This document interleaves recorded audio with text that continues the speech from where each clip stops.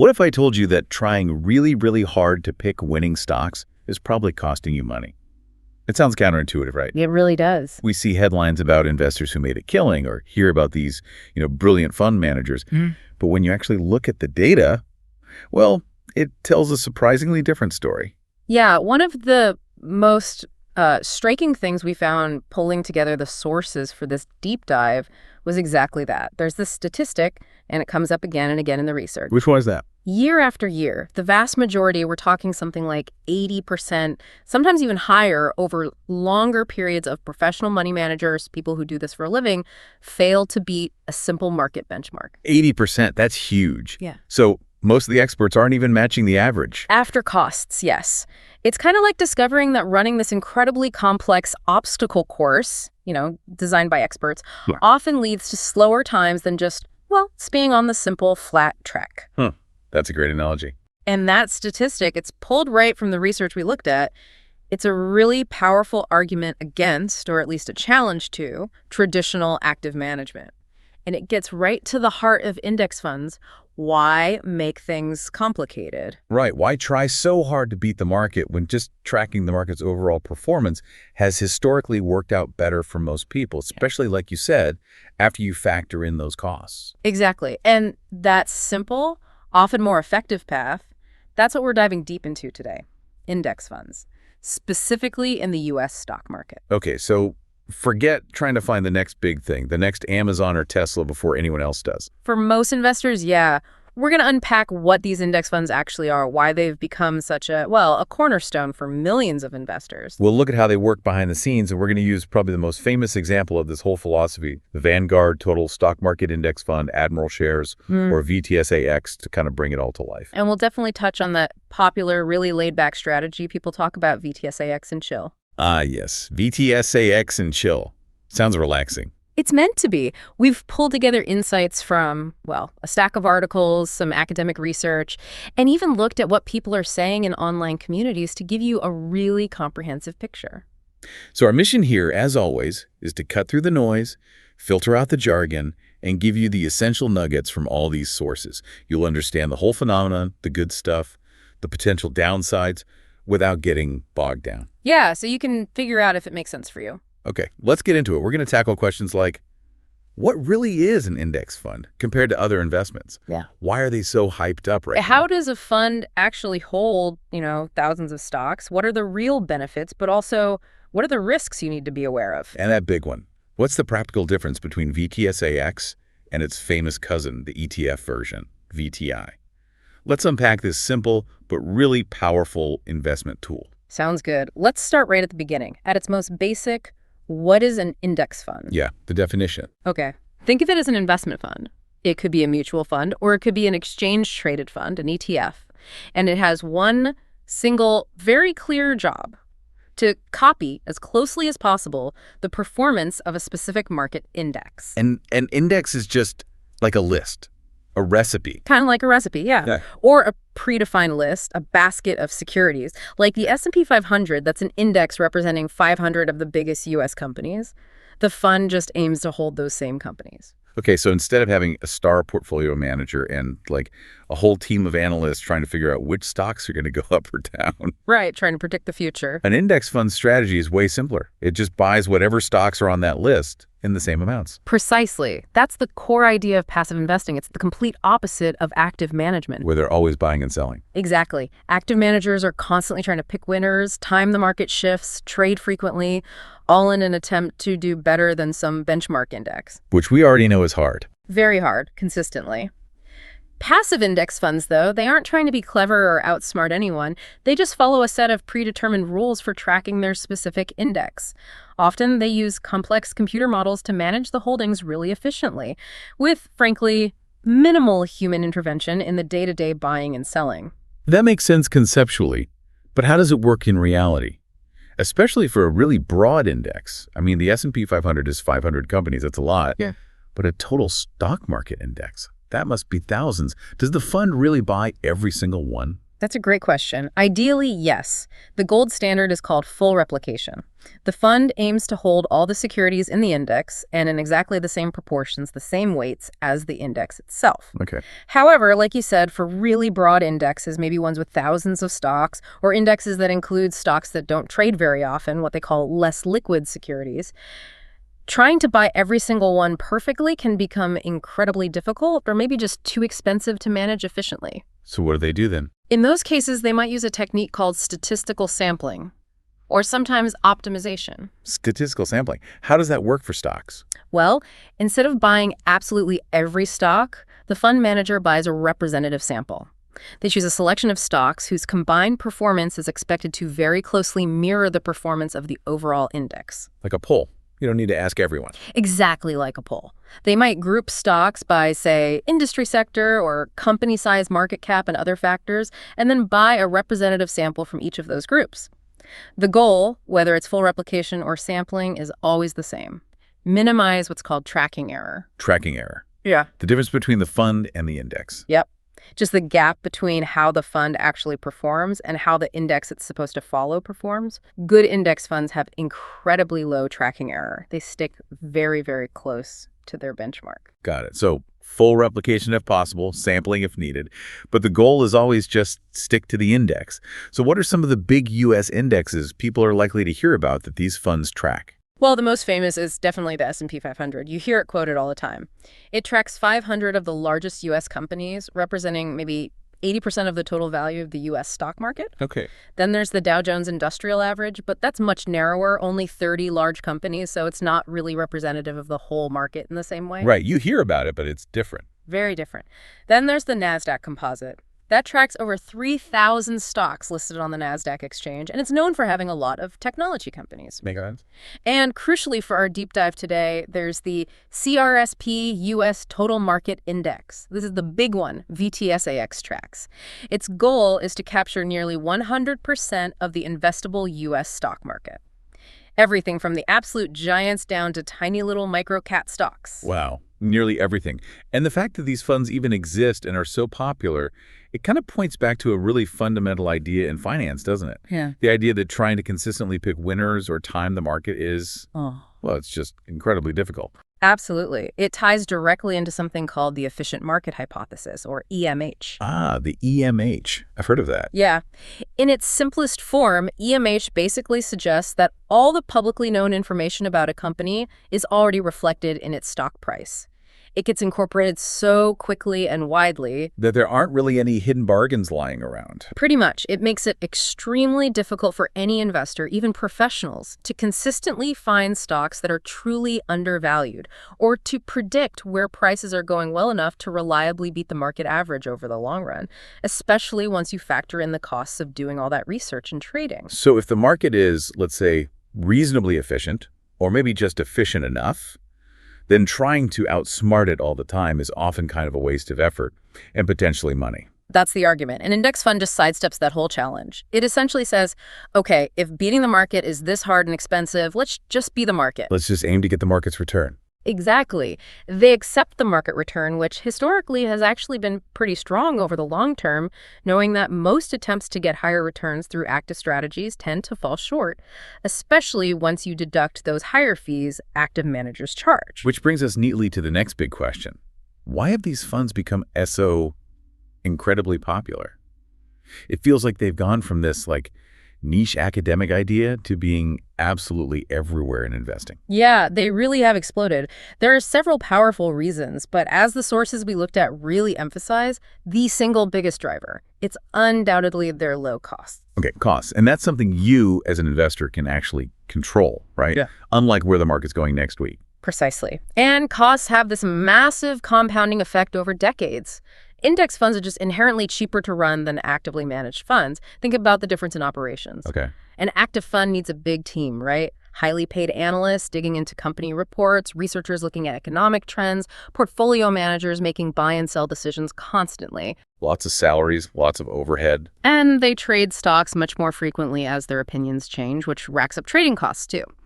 A passive index fund, on the other hand, it just follows the index rules. It needs far fewer staff, way less research, and it trades much, much less often, basically only when the index itself changes, which we'll get into later. Less activity means lower operating costs. Simple as that. Less overhead, less trading leads directly to the lower operating costs for the fund. And how big is this cost difference in practice? Can you give us some typical numbers? Sure.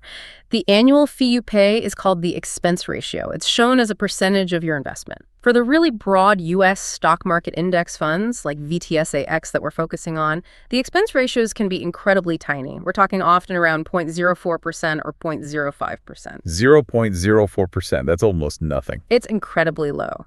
Now, compare that to actively managed U.S. stock funds. The sources we reviewed cited typical average expense ratios around 0.44%, and it's not uncommon to see active funds charging well over 1% per year, sometimes even more for certain strategies. Wow. Okay, so for every, say, $10,000 you invest, you might pay just $4 or $5 a year in fees for a broad index fund like VTSAX. Right. Compared to maybe $44 on average, or potentially $100, even $150 or more for an actively managed fund. That seems small maybe in 1 year, but over decades, that must really add up. It has a dramatic effect. Because of compounding. High fees mean compounding works against you. Let's use that example from the sources that makes it really clear. But imagine the overall market index returns a solid 10% before any expenses in 1 year. Good year. An index fund tracking that index, maybe it has a tiny 0.1% expense ratio, just to make the math easy. It delivers 9.9% to you, the investor, after expenses. Makes sense. 10 minus 0.1. Right. Now let's take an actively managed fund, and let's be generous and say the manager was skillful or lucky, and they also managed to pick stocks that delivered that same 10% return before their expenses. That's already a challenge, as we know. Yeah, beating the odds there. But let's say they did it, but their fund has a more typical 1.15% expense ratio. Your return after their expenses is only 8.85%. Okay, so 9.9% versus 8.85%. That's over a full percentage point difference. Exactly. A 1.05% difference just from fees in that one hypothetical year. Now, that might not sound like a disaster year to year, but compound that difference over 20, 30, 40 years of investing for retirement. Oh, wow. The difference in your final account balance can be absolutely staggering. We're talking potentially tens, maybe even hundreds of thousands of dollars less simply because you were in the higher fee fund. Lower fees mean more of the investment returns actually stay in your pocket, working for you. That example really hammers it home. Minimizing costs is just. Yeah. It's critical for long-term success. Okay, so low cost is number one. What's the second big driver of index fund popularity? Diversification, definitely. Don't put all your eggs in one basket rule. Like the ultimate example of that rule, yeah. And index funds provide instant broad diversification right out of the box. When you buy just a single share of a broad market index fund, like VTSAX, You own a tiny piece of everything. you immediately own a tiny piece of hundreds. Or in the case of VTSAX, literally thousands of different underlying stocks. These companies are spread across all sorts of different sectors and industries within that market. So if one company, or even one whole industry, has a really bad year, It doesn't destroy your portfolio. This massively reduces what's called idiosyncratic risk or firm-specific risk. That's the danger that a single company you invested heavily in might fail, go bankrupt, or just perform terribly because of its own unique problems, bad management, failed product, whatever. yeah, if you only own like 2 stocks and one goes to zero, that's devastating. Exactly. With a broad index fund, the poor performance of any single stock is cushioned, it's offset, by the performance of all the hundreds or thousands of other stocks in the index. This built-in diversification is why index funds are almost universally considered much, much less risky than holding just a handful of individual stocks. And for most people, unless you're a professional investor with tons of time and resources, trying to build that kind of diversification yourself by buying individual stocks would be, well, pretty much impossible, right? Totally impractical. And probably way too expensive with trading costs. Imagine trying to buy shares in 4,000 different U.S. companies, figure out the exact right proportions for each one, and then constantly monitor and rebalance them to match the market weights. Yeah, no thanks. An index fund does all that complex work for you automatically behind the scenes, which leads us right into the third major appeal, their simplicity and convenience. Simple objective, easy to grasp. Right. The goal is super clear. Track the index. That's it. You don't need to spend hours reading dense financial reports, following obscure companies you've never heard of, or trying to guess which way the economy is going to turn next month. All that decision-making stress is removed. It really is. You choose the index or indexes you want exposure to, you invest your money, and then ideally, you just hold on for the long term.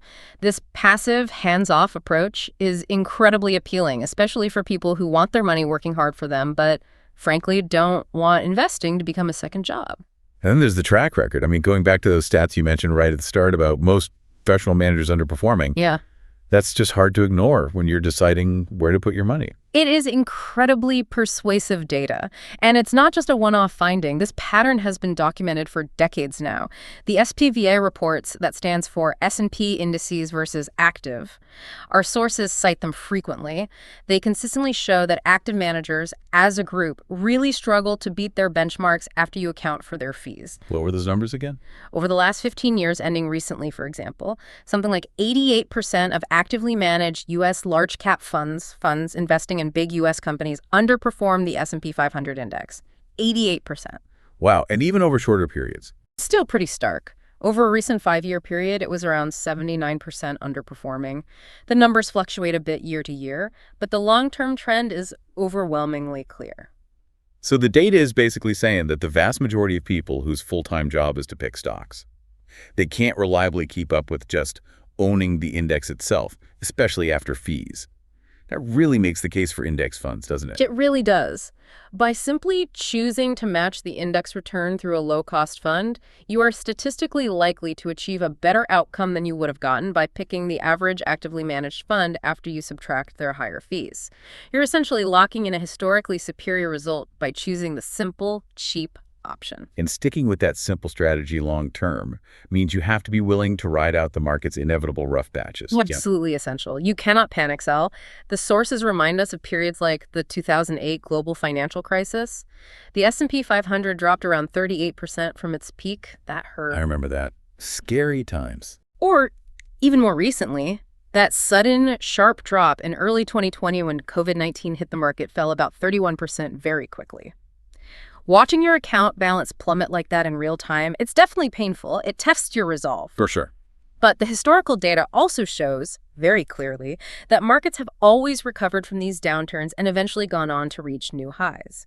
That S&P 500 that fell 38% in 2008, by early 2018, it had gained something like 325% from that bottom.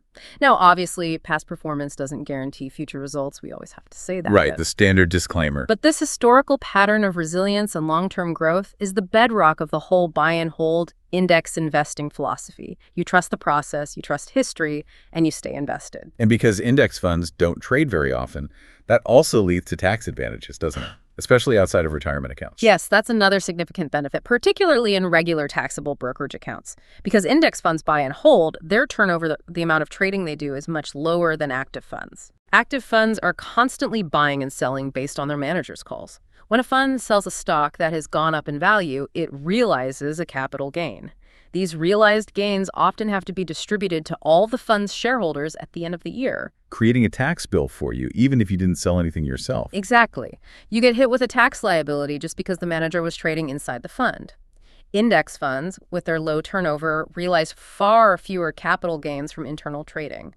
This means they tend to make fewer and smaller capital gains distributions, making them generally more tax efficient in a taxable account. Fewer unexpected tax surprises. I like the sound of that. Okay, let's zoom in now on our star example, VTSAX.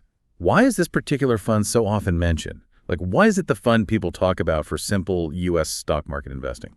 Well, VTSAX, that's the Vanguard Total Stock Market Index Fund Admiral shares. It's incredibly popular because it basically perfectly embodies all those advantages we've just discussed. It bundles them all up into a single, widely available, really efficient package. Okay, and what exactly does VTSAX represent or track? As the name tells you, And like we touched on earlier, its job is to track the performance of the CRSP US Total Market Index. Yeah. And this is really key.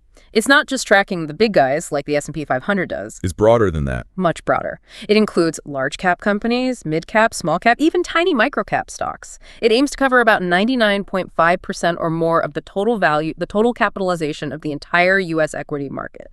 So when you own VTSAX, you literally own a tiny slice of almost every publicly traded company in the United States. Wow, that scale is just immense. Do we know how many companies it actually holds? Yeah, the sources we looked at noted that as of October 2023, VTSAX held shares in 4,163 different companies. 4,000. Yep. And it's a massive fund in terms of assets, too, over $1.2 trillion under management. Its top holdings, as you'd expect, are the biggest companies in the U.S. market right now. Names you know: Apple, Microsoft, Amazon, maybe Tesla, the alphabet companies, Google. So the big tech names mostly. They dominate the top, yeah, simply because they are the largest companies by market value. Those top 10 companies actually make up a pretty significant chunk of the fund, around 25% of the total assets, just reflecting their weight in the overall U.S. market. And the costs. You said index funds are low cost, but VTSAX is kind of famous for being really low cost, right? Absolutely. It's one of the standard bearers for low fees. Its expense ratio is just minuscule, 0.04%. 0.04. So that's just $4 in fees per year for every $10,000 you've invested. Exactly. Almost unbelievably cheap compared to traditional funds. And its turnover ratio is also very low, only about 3.5%, which again reinforces that point about infrequent trading and better potential tax efficiency. Okay, so this incredibly low cost combined with owning basically the entire U.S. stock market, that's the foundation for this whole VTSAX and chill idea, isn't it? It really is. VTSAX and chill. It's not some formal strategy from a finance textbook, right? Right, it sounds more like internet slang. It kind of is. It's an informal term that really took off, especially within the financial independence or SII community online. It perfectly captures this approach. Invest a big chunk, often the vast majority of your long-term investment money, into a single, super cheap, broadly diversified total stock market index fund like VTSAX. And then? You chill. You adhere strictly to a long-term buy-and-hold approach. So chill means you resist the urge to constantly tinker. Don't check your balance every day.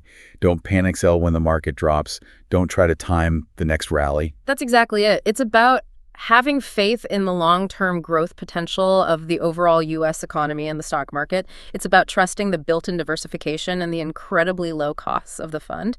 And it's about just letting the magic of compounding do its heavy lifting over decades without you interfering. So it really aligns perfectly with that passive investing philosophy we talked about earlier, grounded in the idea that trying to constantly outsmart the market is usually a losing game for most people. Precisely. It accepts the market return, minimizes costs, maximizes diversification within U.S. stocks, and relies on time and patience. And that compounding power is really the engine driving the potential success of VTSAX and chill, right? Can we use VTSAX itself to show how powerful that can be? Yeah, the sources gave a great illustration of this. Let's say you had invested $10,000 into VTSAX way back at the start of the year 2000. Okay, $10K and $2,000. Rough time to start right after the dot-com bubble peak. Yeah, not the luckiest timing, perhaps. Why? But let's say you invested that $10,000 and you just stuck with it. You held on through the dot-com crash, through the 2008 crisis, through everything else, and crucially, you reinvested all the dividends and any capital gains distributions you received back into the fund. Okay, buy, hold, and reinvest. By the end of 2023, that initial $10,000 would have grown to approximately $77,000. $77,000 from $10,000 despite starting near a peak. That's pretty impressive. It is. Now, here's the kicker showing the power of reinvesting.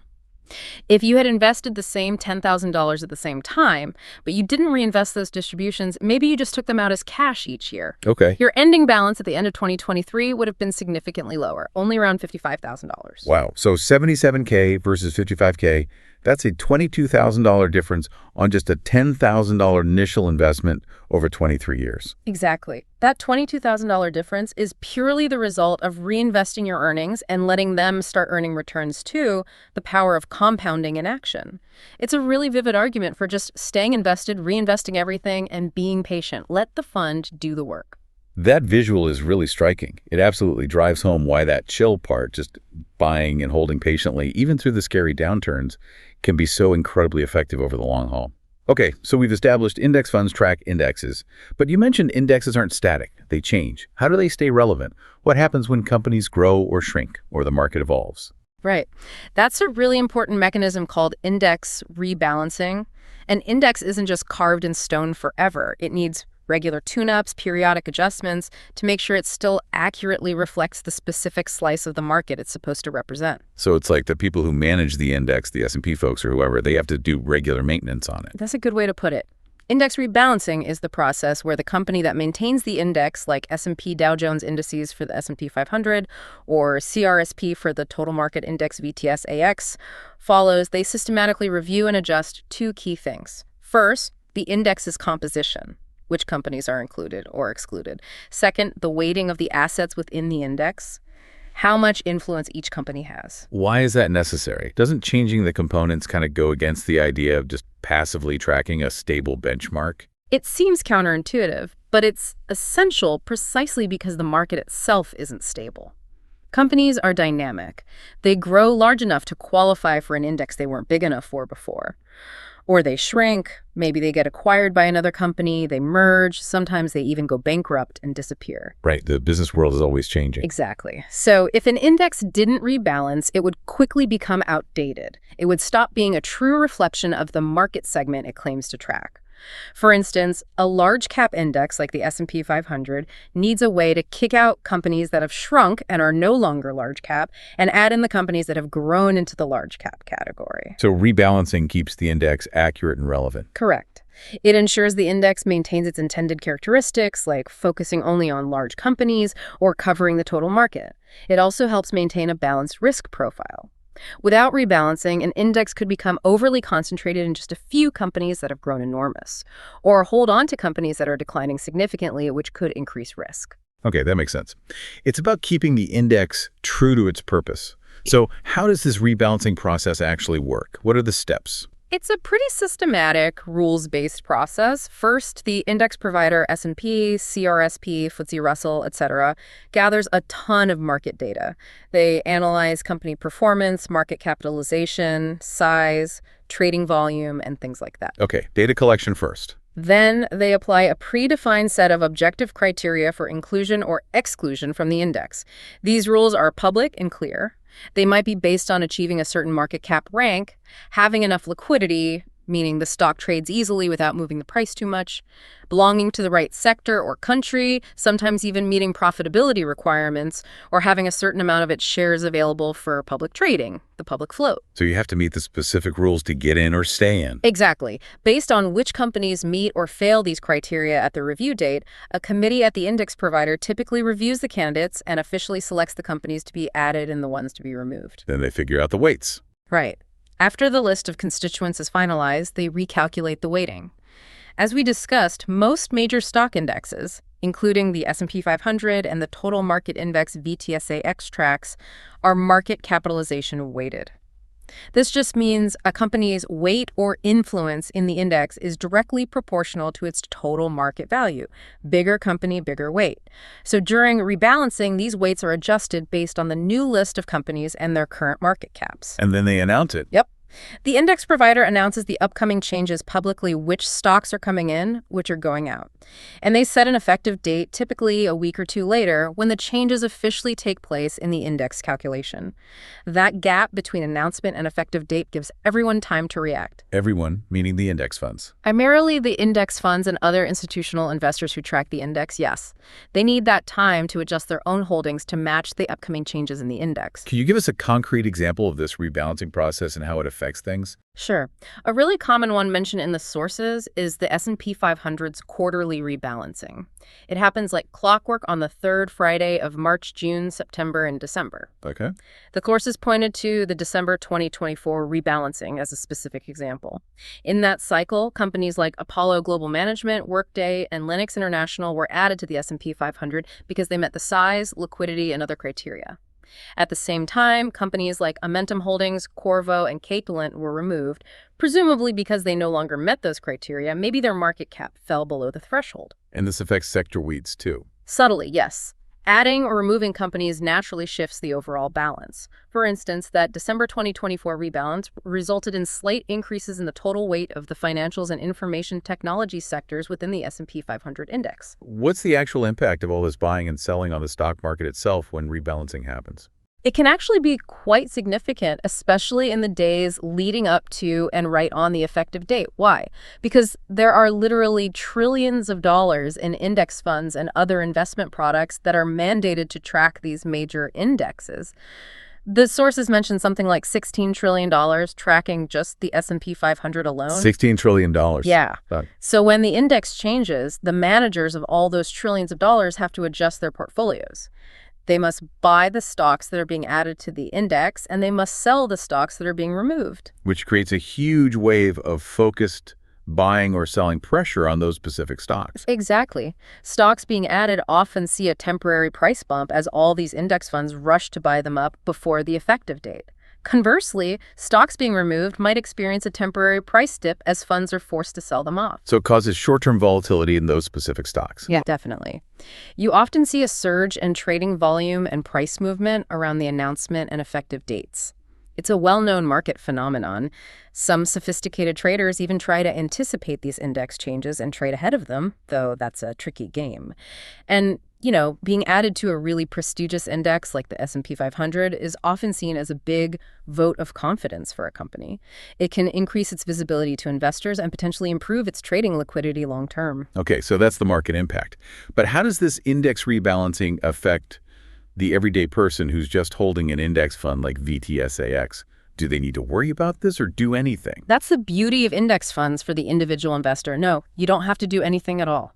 Your fund manager handles everything automatically inside the fund. So they do the buying and selling needed to match the new index. Exactly. They adjust the fund's holdings to align perfectly with the updated index composition and weights. From your perspective as the fund owner, it's completely seamless. Your portfolio just automatically stays in sync with the evolving market definition represented by the index. What about those capital gains distributions we talked about? Does the selling that happens during index rebalancing trigger those tax bills for investors? Yes, it can. That's one of the primary ways a passive index fund does generate potential taxable distributions. When the fund manager sells stocks that are being removed from the index, if those stocks have gone up in value since the fund originally bought them, the fund realizes a capital gain. And those gains have to be paid out. In taxable accounts, yes. Those realized gains generally must be distributed to the fund's shareholders, typically once a year. This creates a tax liability for you, even though the selling happened inside the fund due to the index changing. Okay. However, and this is important, because index funds generally have very low turnover. Remember, VTSAX was only 3.5%. The amount of selling required during rebalancing is usually much smaller than the constant trading inside an active fund. So while rebalancing can trigger some capital gains distributions, the amount is typically much lower and less frequent compared to actively managed funds. So less tax impact overall compared to active funds. Generally, yes. The sources also point out that while those temporary stock price wiggles caused by rebalancing might happen, for the ordinary long-term index investor, the overall effect on their portfolio value from the rebalancing itself is typically neutral over time. They're just maintaining their slice of the index as it naturally evolves. Okay, so index funds sound incredibly appealing. We've got the low cost, the amazing diversification, the simplicity, that historical performance edge over most active funds. But what are the downsides? The potential drawbacks or risks? Nothing in investing is perfect. That's absolutely true, and it's crucial to understand the limitations. Index funds are not some kind of magic bullet that guarantees success without risk. One of the most significant risks, and it's inherent in the strategy, is market volatility. Meaning, simply when the whole market goes down, your index fund is going down right along with it. No escape. Precisely. Index funds are designed to give you full exposure to the market's movements, both up and down.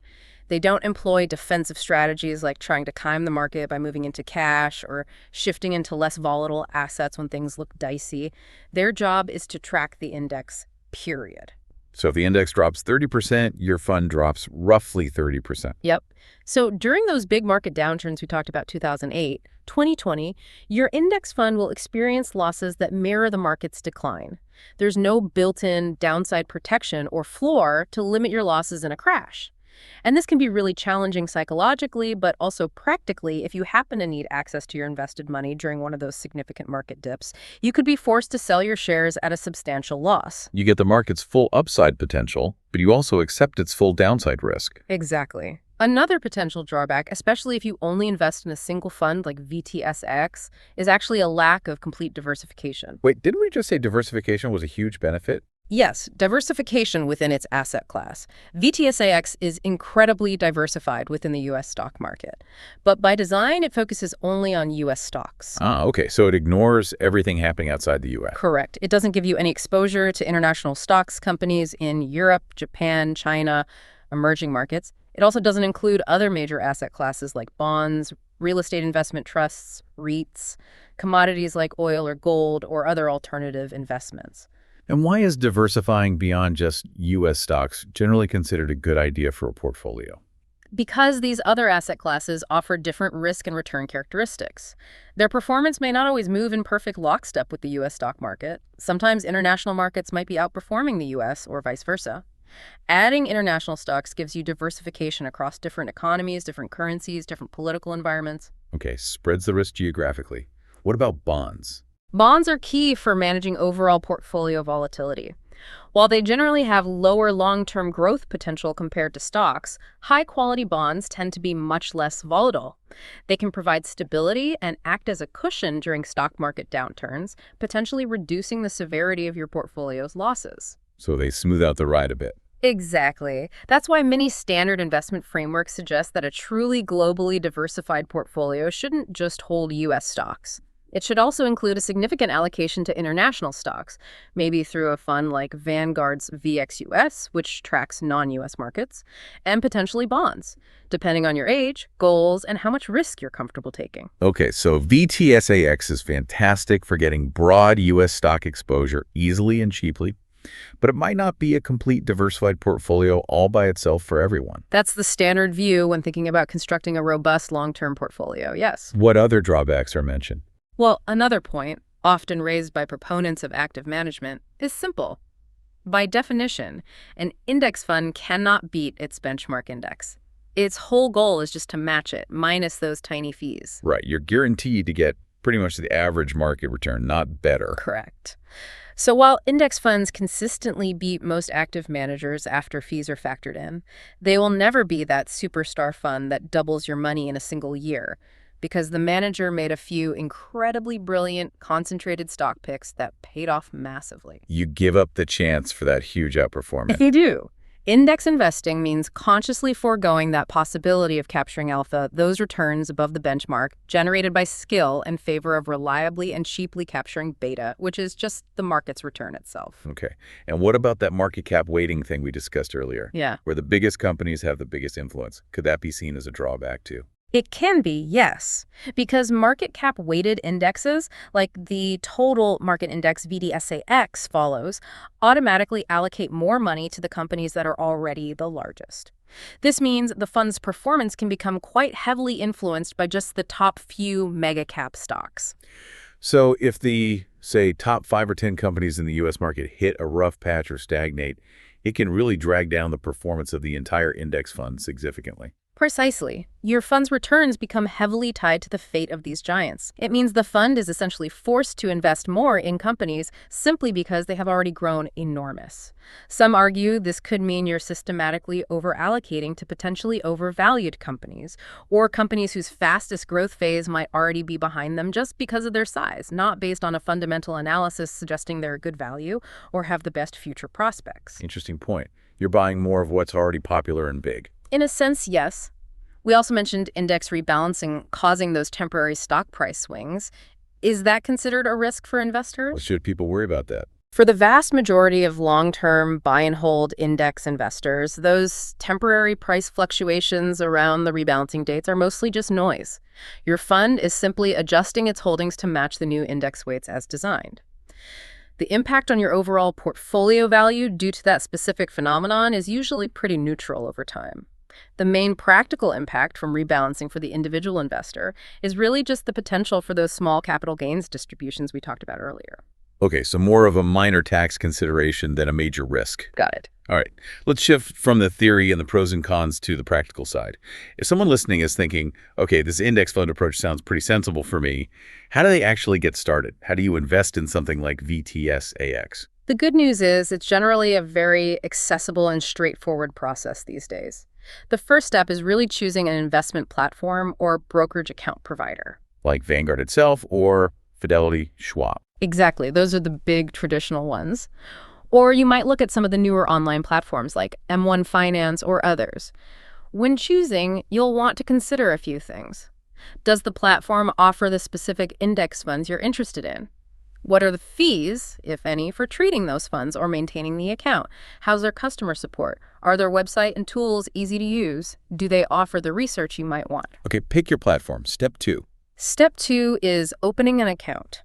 This usually involves providing your personal information, maybe answering some questions about your investment goals, like are you saving for retirement decades away, or a house down payment in 5 years.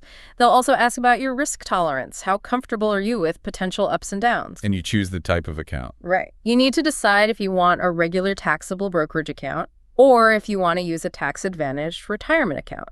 Common retirement options are traditional or Roth IRAs, which you open yourself, or maybe a 401k or similar plan offered through your employer, which often have their own menu of investment options, hopefully including good index funds. Then you put money in it. Yep, you fund the account.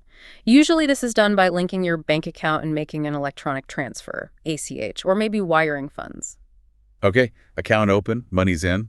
What's next? Selecting the actual fund or funds? Exactly. This is where you make your investment choice. Based on everything we've discussed, your goals, your risk tolerance, your desire for diversification, you decide which index or indexes you want to track. Maybe just VTSAX or VTI for total U.S. market. Right. Or maybe add something else. Right. You might decide VTSAX or VTI covers your U.S. stock allocation perfectly. Or you might decide, okay, I want U.S. stocks, but I also want international stocks for better global diversification and maybe some bonds for stability. In that case, you'd select multiple index funds, maybe a total U.S. stock fund, a total international stock fund, and a total bond market fund, and decide how much of your money goes into each. How do you compare funds? You'll look closely at their expense ratios. Lower is better, all else being equal. You'll confirm exactly which index they track to make sure it aligns with what you want. You might glance at their historical performance, but always remember that past returns are no guarantee of future results. The index tracked and the cost are usually the most important factors. Makes sense. And then finally, you just buy it. Yep. You place a buy order through your brokerage platform. You tell them how much money you want to invest in a specific fund, or maybe how many shares you want to buy, especially for ETFs. Most platforms make this really simple, just a few clicks. And then you shall. Pretty much. The final step is just periodic monitoring. And this doesn't mean checking your account balance obsessively every day. It means maybe once a quarter or once a year, you take a look at your overall portfolio. You check if your asset allocation, the mix between stocks, bonds, international, etc., still makes sense for your goals and timeline. If it's drifted significantly because one part grew much faster than another, you might need to rebalance your portfolio back to your target percentages. But that's very different from the index rebalancing we talked about earlier. This is about maintaining your chosen strategy. Got it. Okay, now let's tackle that specific point of confusion we teased a couple of times. Yeah. VTSAX versus VTI. This comes up constantly. They both track the exact same index, that CRSP U.S. Total Market Index. They both have the exact same super low 0.04% expense ratio from Vanguard. Yeah. So what is the difference, and does it actually matter which one someone chooses? Yeah, this trips a lot of people up, understandably, because they seem identical on the surface, but once you grasp the core difference in their structure and how they trade, it becomes much clearer. Okay, lay it out for us. The fundamental difference is this. VTSAX is a traditional mutual fund. VTI is an exchange-traded fund, or ETF. Mutual fund versus ETF. Right. They are essentially just two different wrappers, two different legal structures, built around the exact same underlying basket of roughly 4,000 U.S. stocks. Think of it like having the same juice sold in either a carton mutual fund or a bottle ETF. Yeah. The juice inside is identical. Same contents, different package. I like that. Yeah. So how does the package differ in practice? Let's start with VTSAX, the mutual fund. Okay. With VTSAX, the mutual fund, when you want to buy or sell shares, you transact directly with the fund company, which is Vanguard in this case. Your order, along with everyone else's orders for that day, gets processed only once per day after the stock market closes at a price called the net asset value, or NAV. The NAV is just the total value of all the fund's underlying stocks at the end of the trading day, divided by the number of fund shares outstanding. So you don't know the exact price when you place your order during the day. Correct. You just place your order to buy, say, $1,000 worth, and you get whatever number of shares that $1,000 buys at that evening's closing NAV price. Another key practical point for VTSAX, specifically the Admiral shares class, which has the lowest expense ratio, is that if you invest directly with Vanguard, there's historically been a $3,000 minimum initial investment required to get started. $3,000 minimum. Yeah. Okay. Any advantages to the mutual fund structure? One big logistical advantage, especially if you're investing directly at Vanguard, is how incredibly easy it is to set up automatic recurring investments. You can just tell Vanguard, take $200 out of my bank account every 2 weeks and put it straight into VTSAX. It's very set it and forget it friendly for dollar cost averaging. Okay, that's VTSAX, the mutual fund. Now, VTI, the ETF, how is that different? VTI, being an ETF, behaves much more like an individual stock. It trades on stock exchanges like the NYSE Arca throughout the entire trading day. When you buy or sell shares of VTI, you're typically trading with another investor on the open market through your brokerage account, not directly with Vanguard in the same way as the mutual fund. So the price fluctuates all day long. Yes, the price of VTI shares will fluctuate throughout the day based on supply and demand, though it generally stays very, very close to the real-time value of its underlying stocks, the intraday NAV, thanks to market mechanisms. A big plus for VTI is that there's typically no minimum initial investment imposed by Vanguard beyond the price of a single share. So you could start with, say, $200 or whatever one share costs. No minimum trades all day. Any other differences? ETFs like VTI also offer more trading flexibility if that's important to you. You can use more advanced order types like limit orders, where you specify the exact price you're willing to buy or sell at, or stop-loss orders. And some people find ETFs can be slightly easier or more precise for certain advanced strategies like tax loss harvesting, where you need to identify and sell specific share lots you bought at a higher price. Okay, so the mechanics of how you buy and sell, the minimums, and the trading flexibility are the main practical differences. Now, what about that crucial tax efficiency angle we discussed? You mentioned earlier that ETFs are generally considered more tax efficient than mutual funds and taxable accounts. Yeah. How does that play out specifically with VTSAX versus VTI? This seems key. This is the crucial nuance, and it's where Vanguard does something special. You're right. The general rule is that traditional mutual funds can be less tax efficient than taxable accounts. Why?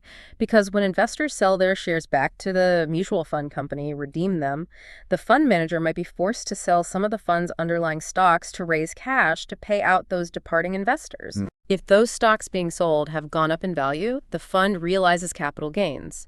And under mutual fund rules, those realized capital gains typically have to be distributed proportionally to all the remaining shareholders at the end of the year. So you could get hit with a capital gains tax bill just because other people were selling their shares of the mutual fund. Exactly. Even if you held onto your shares all year.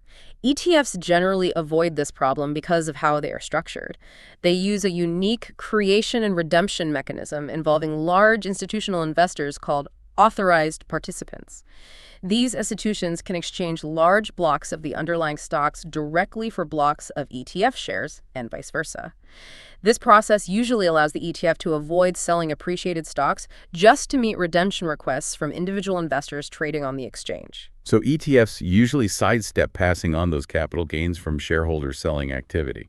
Correct. However, and this is the big but for Vanguard, Vanguard actually holds a patent on a unique fund structure. For many of their most popular index funds, including VTSAX, the mutual fund shares are legally just a different share class of the very same underlying investment portfolio as the corresponding ETF shares, like VTI. So VTSAX and VTI are literally drawing from the exact same pool of assets internally at Vanguard. Essentially, yes. And because of this patented structure, the VTSAX mutual fund share class is actually able to utilize the same tax-efficient creation-redemption mechanism that's typically exclusive to ETFs. Oh, okay. So what does that mean for the investor? It means that, specifically for investors holding VTSX at Vanguard, the traditional tax disadvantage of mutual funds largely disappears.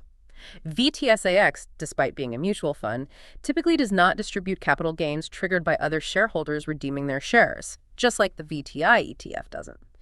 Any capital gains distributions you might see from VTSAX are generally only triggered by that minimal selling required during index rebalancing, or perhaps if the fund itself were shrinking dramatically in size, which is definitely not the case for VTSAX. That is fascinating. So because of Vanguard's unique structure, the tax efficiency of VTSS and VTI, when held in a taxable account at Vanguard, is effectively the same. The difference is negligible. For all practical purposes, yes. That common argument that ETFs are always more tax efficient than mutual funds doesn't really hold true when comparing VTSX and VTI at Vanguard because of this specific patented structure. Okay, that clears up a massive point of confusion. So if the performance is identical, the costs are identical, and the tax efficiency at Vanguard is practically identical. How do you choose between VTSAX and VTI if you're investing directly with Vanguard? At Vanguard, it really just boils down to those practical conveniences and preferences we talked about. Like the minimum investment. Right. Do you have the $3,000 minimum needed to start with VTSAX Admiral shares? If not, VTI lets you start with the price of one share. And the automatic investing. Exactly. Do you value the super simple set it and forget it automatic investing directly from your bank account that VTSAX, the mutual fund, offers so easily at Vanguard? Or do you prefer the flexibility of buying single shares of VTI whenever you want during the day? Maybe you want to use limit orders, or you're using a different platform for auto investing. Precisely. Maybe you prefer the intraday trading flexibility of VTI. Or perhaps you use a brokerage platform other than Vanguard, like M1 Finance, that allows for automatic investing and buying fractional shares of ETFs, like VTI. In that case, VTI would be the natural choice there. Okay. And what if you're not investing directly with Vanguard? Say you have your account at Fidelity or Schwab or somewhere else. Does that change the VTSAX versus VTI decision? Yes, that definitely changes the calculation. If you want to buy VTSAX, which is a Vanguard-specific mutual fund, at a brokerage other than Vanguard, like Fidelity or Schwab, that brokerage will likely charge you a transaction fee to buy it because it's not one of their own funds. They might also impose higher minimum investment amounts. So it could cost you extra just to buy VTSAX elsewhere. It likely will. In that scenario, buying VTI, the ETF version, makes much more sense. ETFs like VTI generally trade commission-free at most major brokerages now. Or, alternatively, you could just use that brokerage's own equivalent total U.S. market index fund. Fidelity has FSKX mutual fund and FZROX zero fee mutual fund, or ITOT ETF. Schwab has SWTSX mutual fund, or SCHB ETF.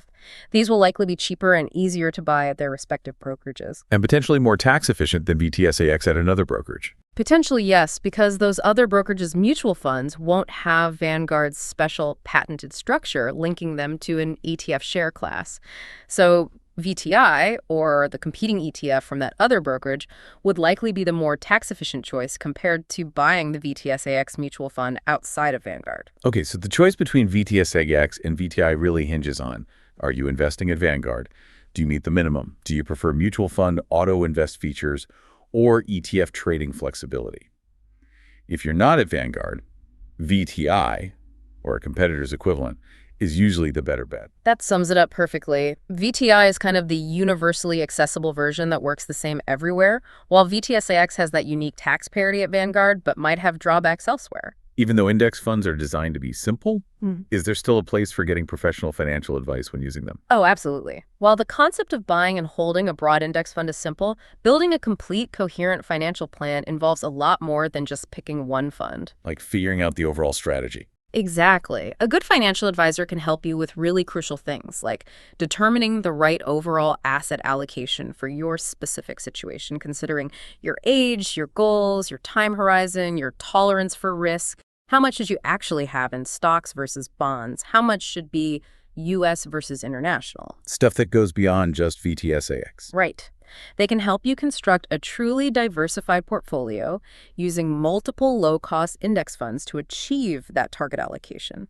They can also be invaluable for tax planning, especially if you have investments in taxable accounts alongside retirement accounts, or if you have complex income situations or estate planning needs. Managing withdrawals in retirement too, I imagine. Definitely. Coordinating investments across different account types, managing required minimum distributions, RMDs, tax efficiently, planning for a sequence of return risk. These are areas where advice helps. And honestly, one of the biggest values an advisor can provide is behavioral coaching. Keeping you from panicking during those market downturns. Exactly. Helping you stick to your long-term plan when your emotions are screaming at you to sell everything. So yes, index funds are a fantastic, simple tool, but a good advisor can help you build the overall blueprint and use that tool effectively as part of your broader financial life. It's pretty amazing when you step back and think about how index investing went from this obscure, almost ridiculed idea, Bogle's folly. right, to Yeah. becoming such a dominant force in the investment world today. It wasn't always this mainstream, was it? Where did it even come from? Not at all. It had a fascinating evolution. The core idea that just tracking an index might be better than active management actually started bubbling up in the academic world way back in the 1960s. You had researchers like Edward Renshaw and Paul Feldstein publishing theoretical papers suggesting how hard it was for managed portfolios to consistently beat diversified benchmarks. So it began as, like, a theory on paper in universities. Primarily, yes. The first real-world attempts to create funds that actually mimicked an index started appearing in the very early 1970s, but they were mostly small, limited, or aimed at big institutional clients, not average investors. Like pension funds. Exactly. There was something called the Qualidex Fund in 1972 trying to track the Dow Jones, which was flawed. And then Wells Fargo and American National Bank launched index funds for institutional pension clients in 1973. But still not something you or I could easily buy. No. A really key moment for bringing the concept out of academia and into the broader public discussion was the publication of Burton Malkiel's now classic book, A Random Walk Down Wall Street, in 1973. I've heard of that book. Very influential. Hugely influential.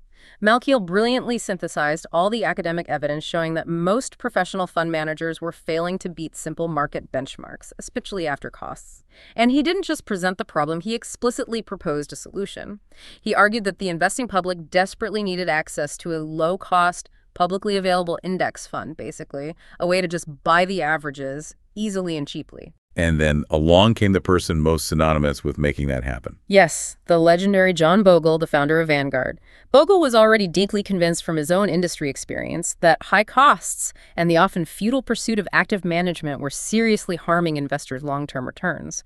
Inspired by the academic research and Malkiel's powerful arguments, he decided to act. He launched the first publicly available index fund. He did. Vanguard launched the first index investment trust on the very last day of 1975, December 31st. Which is now the giant Vanguard 500 index fund, tracking the S&P 500. I've heard the launch wasn't exactly, well, a roaring success initially. Roaring success, far, far from it. It was widely mocked and ridiculed by the established mutual fund industry at the time, competitors, the financial press. They dismissed it as boring, simplistic, even un-American for not trying to beat the market. They famously nicknamed it Bogle's Folly. Bogle's Folly. Wow, did it almost fail? It came pretty close. The initial public offering was a huge disappointment. They were hoping to raise $150 million. They ended up launching with a mere $11 million in assets. It barely scraped by in the early years. But Bogle had this unwavering, almost evangelical conviction in the mathematical logic of low costs and the long-term power of simply owning the market. He stuck with it. And eventually, history proved him spectacularly right. Absolutely.